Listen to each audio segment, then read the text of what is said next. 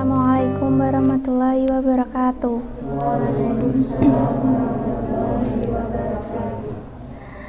Alhamdulillahirabbil alamin. Assalatu wassalamu ala asrofil anbiya'i wal mursalin sayyidina wa maulana Muhammadin wa ala alihi washabihi ajmain. Rabbi shrahli sadri wa yassirli amri wahlul 'uqdatam min lisani yafqahu qawli. Amin amma ba'du. Pertama-tama, mari kita panjatkan puji syukur kehadirat Allah Subhanahu wa Ta'ala yang telah melimpahkan rahmat serta karunia-Nya sehingga kita dapat berkumpul di majelis ini tanpa ada halangan suatu apapun. Salawat serta salam kita junjungkan kepada Nabi Agung Muhammad yang kita nantikan syafaatnya di yaumul qiyamah nanti. Saya di sini akan bercerita tentang kisah kesabaran sahabat terakhir Rasulullah. Diriwayatkan oleh Ibnu Hibban dalam kitab Asy-Syiqaq. Kisah ini diriwayatkan dari Abdullah bin Muhammad. Ia mengatakan, suatu hari aku pernah berada di daerah perbatasan wilayah Arish di negeri Mesir. Aku melihat sebuah perkemahan kecil yang dari perkemahannya menunjukkan bahwa pemiliknya adalah orang yang sangat miskin. Lalu aku pun mendatangi perkemahan tersebut dan melihat apa yang ada di dalamnya. Kemudian aku melihat seorang laki-laki, namun ia bukan laki-laki biasa. Lalu aku mendatangi laki-laki tersebut. Kondisi laki-laki ini sedang berbaring dengan keadaan kondisi tangan dan kakinya yang tidak ada, telinganya sulit mendengar, matanya buta, dan tidak ada yang tersisa selain lisannya yang berbicara. Dari lisannya orang itu mengucapkan, "Ya Allah, berilah aku ilham untuk tetap mensyukuri nikmat-Mu yang telah Engkau anugerahkan kepadaku, dan Engkau sangat muliakan aku dari ciptaan-Mu dari yang lain." Kemudian aku pun menemuinya dan berkata dengan orang itu, "Wahai saudaraku, nikmat Allah mana yang engkau syukuri?" Kemudian laki-laki itu menjawab, "Wahai saudaraku, diamlah, demi Allah. Seandainya Allah datangkan laut kepadaku, maka aku akan tenggelam, atau gunung api aku akan terbakar, atau dijatuhkan langit kepadaku, maka akan meremukanku. Aku tidak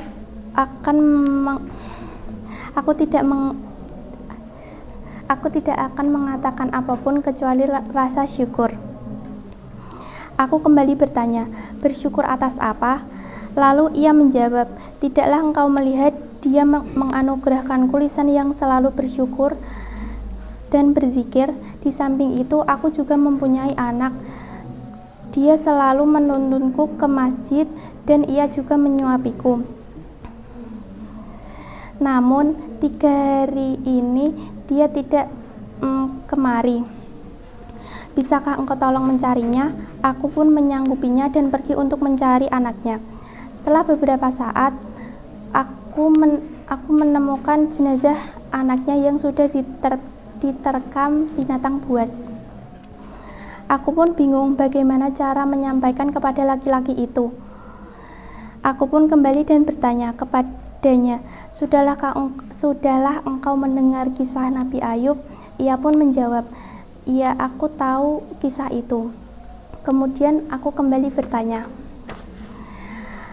"Sesungguhnya Allah telah memberikan cobaan masalah harta, kefakiran, tewasnya semua anaknya, dan penyakit kulit. Bagaimana ia menghadapi semua cobaan itu?" Laki-laki itu pun menjawab, "Ia tetap bersyukur." "Sekarang katakan di mana anakku?" Kemudian aku pun menjawab, "Sesungguhnya anakmu telah dimakan binatang buas. Semoga Allah melipat gandakan pahala bagimu dan menyabarkan engkau." Kemudian dia mengatakan, "Alhamdulillah, dia tidak meninggalkan keturunan bagiku yang bermaksiat kepada Allah sehingga ia diazab di neraka."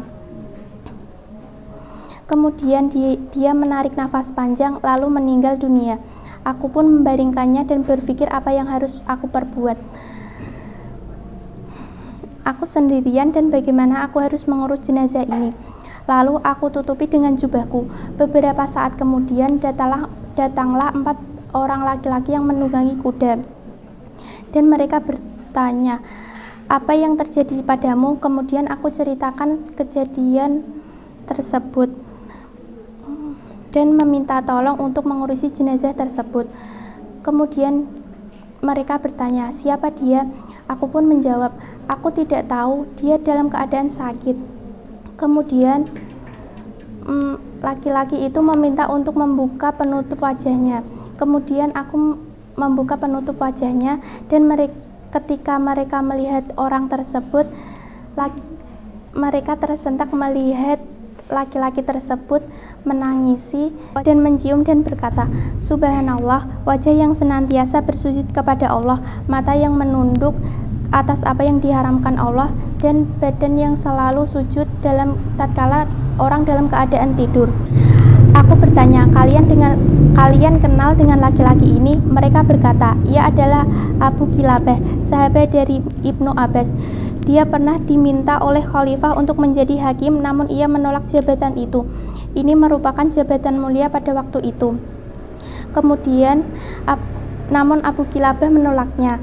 Kemudian ia pergi ke wilayah Mesir hingga keadaannya wafat seperti ini." Kemudian Abdullah bin Muhammad bersama 4 laki-laki tadi pun mengurusi jenazah tersebut. Hikmah dari Abu Kilabah mengajarkan kepada kita untuk tetap bersyukur dan ikhlas terhadap cobaan yang menimpa kita. Kurang lebihnya mohon maaf.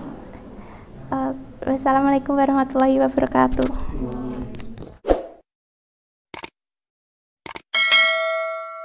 Assalamualaikum warahmatullahi wabarakatuh. Alhamdulillahirabbil alamin. Assalatu wassalamu ala asyrafil anbiya'i wal mursalin sayyidina wa maulana Muhammadin wa ala alihi wa sahbihi ajma'in. Amin. Amma ba'du. Alhamdulillahirabbil alamin. Puji syukur marilah senantiasa kita panjatkan kepada Allah Subhanahu wa taala yang telah melimpahkan rahmat serta hidayahnya kepada kita semua, sehingga pada malam hari ini kita bisa berkumpul dalam majelis taklim ini dalam keadaan sehat walafiat dan tanpa ada halangan suatu apapun. Salawat serta salam marilah kita curahkan kepada junjungan kita Nabi Agung Muhammad Sallallahu Alaihi Wasallam yang kita nantikan syafaatnya besok di yaumil qiyamah. Allahumma amin. Pada kesempatan kali ini saya di sini akan menjelaskan sedikit mengenai hakikat sabar. Nah, sabar itu merupakan tanda cinta. Nah, cinta kita kepada sang kekasih. Nah, tapi dalam konteks Islam, kesabaran pada kekasih itu merupakan diartikan sebagai cinta kita kepada Allah dan kepada Rasul-Nya. Sabar juga merupakan suatu kemampuan dalam mengendalikan diri kita, mengendalikan nafsu kita, mengendalikan amarah, tidak mengeluh ketika kita diberi cobaan atau apapun. Sikap sabar merupakan ciri dari orang yang apabila ia ditimpa musibah, maka ia tidak akan pernah mengeluh, ia akan tetap teguh pendirian, ia akan tetap berlapang dada, dan ia akan tetap memiliki rasa tabah. Sabar sendiri itu ada 5, yaitu sabar dalam ketaatan, sabar dalam menghadapi masalah, sabar dalam menjauhi maksiat, sabar dalam menuntut ilmu, dan yang kelima yaitu sabar dalam berkarya atau bekerja. Nah, dalam suatu hadis itu dikatakan bahwa puncak iman itu ada 4. Nah, dan salah satunya yaitu sabar. Keimanan tertinggi dari seseorang itu apabila ia bersabar. Seseorang yang memiliki keimanan yang tinggi, maka ketika ia ditimpa suatu musibah, ia akan menganggap musibah itu seperti tetesan air yang memercik di kepalanya, dan ia tidak akan pernah goyah laksana gunung yang tegak berdiri dan tertancap dalam tertancap dalam sedalam kebenaran. Dalam waktu yang singkat, orang yang memiliki kesabaran akan mampu mengubah kesedihannya itu menjadi sebuah kebahagiaan. Dan itu semua kuncinya yaitu cuma satu, yaitu sabar. Meski sulit, sabar itu berbuah manis. Artinya apa? Kalau kita sabar, maka kita akan kalau kita sabar itu, maka buah dari kesabaran itu akan bisa kita nikmati setelahnya. Ali bin Abi Thalib sendiri itu pernah berkata bahwa sabar bagi keimanan itu laksana kepala dalam tubuh. Apabila kesabaran itu lenyap, maka keimanannya juga akan lenyap. Nah, salah satu sikap contoh sabar yang bisa kita ambil yaitu dari kisah Nabi Ayub. Nabi Ayub itu diuji penyakit kusta. Penyakit kusta itu selama 20 tahun. Tetapi karena sikap sabarnya itu, maka Allah memberikan karunia-Nya yang besar kepada Nabi Ayub. Karunia itu berubah menjadi 2 kali lipat sebelum Nabi Ayub sakit, jadi 2 kali lipatnya. Hikmah dari sabar itu sendiri yaitu jika kita bersabar, maka kita akan memperoleh suatu kebahagiaan. Allah akan meninggikan derajat orang yang bersabar dan menjanjikan surga baginya. Demikian yang dapat saya sampaikan, kurang lebihnya mohon maaf. Wabillahi taufiq wal hidayah. Wassalamualaikum warahmatullahi wabarakatuh.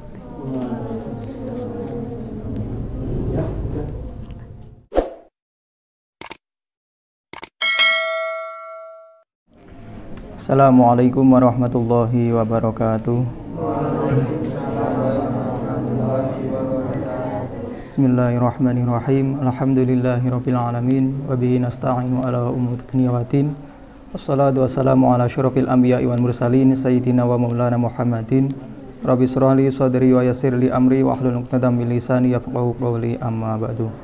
Langkung rumiyin monggo kawula ngajak dhateng panjenengan sedaya tansah ngunjukaken rasa syukur kita dumateng ngarsa dalem Allah Subhanahu wa taala ingkang sampun paring mapinten-pinten kanikmatan karahmatan untuk kiyasaipun sehingga weng kalau dengan dulu punika sedaya waket makembal wonten ing setunggaling majlis tulus menika kanthi mboten manggi setunggaling alangan punapa, amin Allahumma amin. Shalawat salam katur kunjuk dumateng junjungan kita Nabi Agung Muhammad sallallahu alaihi wasallam ingkang tansah kedanten syafaatipun awit wonten donya langkung-langkung benjang wonten ing yaumil kiamah, amin Allahumma amin. Dumateng para kanca sedaya ingkang tansah kita hormati, wonten kesempatan dalu punika kawula badhe ngaturaken sekedhik babagan tentang materi sabar. Sabar nggih punika suatu sifat menahan dari keinginan. Wonten setunggaling Al Imam Ghazali ngendikaaken sinten tiyang ingkang pengin bebas menapa selamat saking siksanipun Allah, saha pikantuk ganjaran saking Allah lan pikantuk rahmat saking Allah, saha mlebet wonten surganipun Allah, tiyang menika kedah ngempet saking syahwat piyambakipun saha sabar saking musibah menapa ujian ingkang piyambakipun boten remeni. Wonten setunggaling pun janji Allah punika wallahu ma'asabirin, artosipun lan Allah menika remen dhateng tiang-tiang ingkang sabar. Allah menika sampun remen dhateng tiang sabar pramila imbalanipun kita lan panjenengan sedaya menika dhateng Allah nggih menika kang kacaranipun nggih menika kanthi sabar dumateng Allah, sabar kanthi sedaya peparingipun. Sabar menika wonten 3 macam. Yang sepindah nggih menika sabar taat dumateng Allah.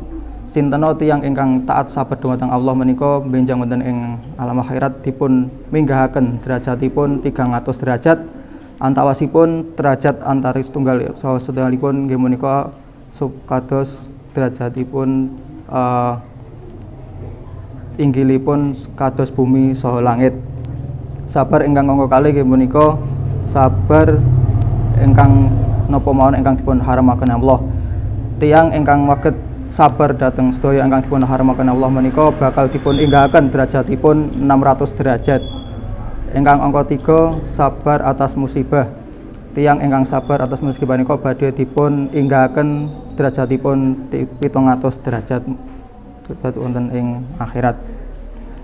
Wonten setunggalipun janji Allah utawa ancamanipun Allah nggih punika tiyang ingkang boten sabar saha nrimo kalian sedaya peparingipun Allah saha janipun Allah, maka Allah menika ngutus dhateng tiyang menika kedah pados Tuhan salianipun Allah saha kedah lunga saking dhuwur buminipun lan kedah lunga saking ngisor langitipun.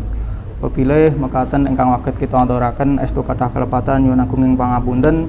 Kita akhiri billahi taufiq wal hidayah wa ridho wal inayah. Wassalamualaikum warahmatullahi wabarakatuh. Masih tetap di situ 2 menit.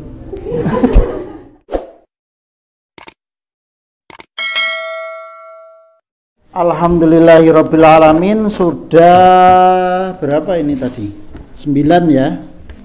9 3 dari Mas Pondok, kemudian 6 dari Mbak Pondok.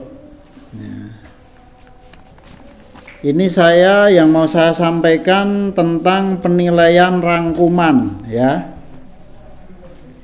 Ini punya Udin. Udin nilainya 7. Rangkumane ini kan. Sing rangkuman. Kafiga 6. Loh, tulisannya rapi kok malah 6. Sing tulisannya rapat cetha kok 7. Karena ini tulisannya terlalu banyak. Ya. Saya kemarin minta rangkuman. Ya. Ini karena ini terlalu banyak. Semakin banyak, semakin sedikit nilainya. Semakin sedikit, semakin tinggi nilainya. Iki nggone sapa iki? 5, 6, karena masih sangat panjang.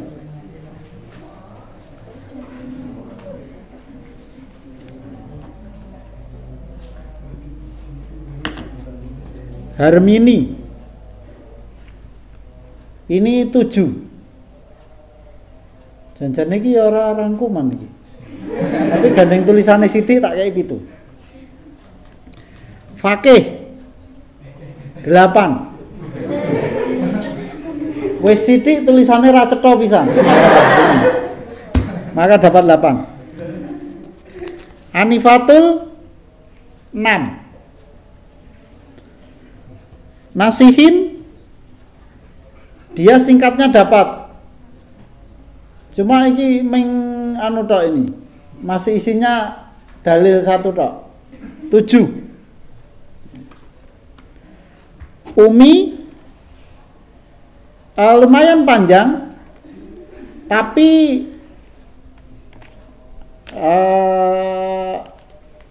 poin to poinnya tertulis di sini. Ya, poin to poinnya tertulis di sini. Dan tadi waktunya juga nambah 7. Indrayani 9,5. Jadi sesuk gawe ini sing kaya ngene iki wae. Ya, yang kayak gini. Dengan catatan sing dideleh nang kene iki ya iki. Paham?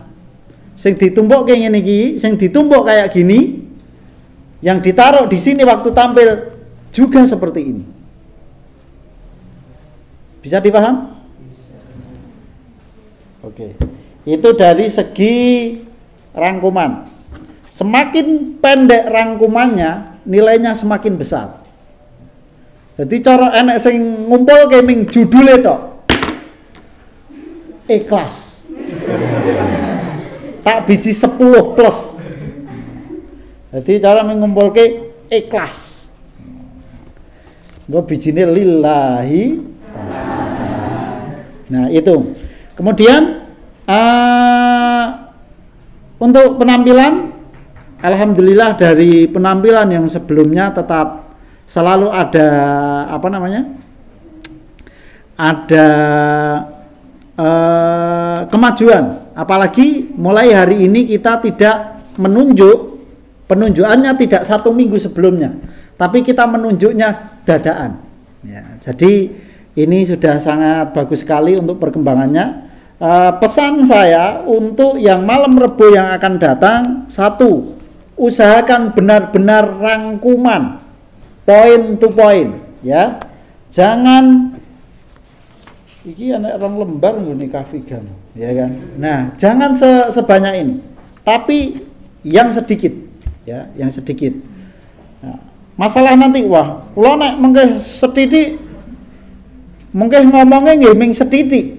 Enggak apa-apa. Jadi enggak apa-apa. Di sini lebih banyak diam enggak apa-apa. Yang penting ininya sedikit, ya. Oke, kuncinya di situ. Mari kita tutup dengan bacaan tahmid. Alhamdulillahirabbil alamin. Billahi taufik wal hidayah war ridha wal inayah. Wassalamualaikum warahmatullahi wabarakatuh. Waalaikumsalam warahmatullahi wabarakatuh. Mbak Pondok nek arep munggah dikit.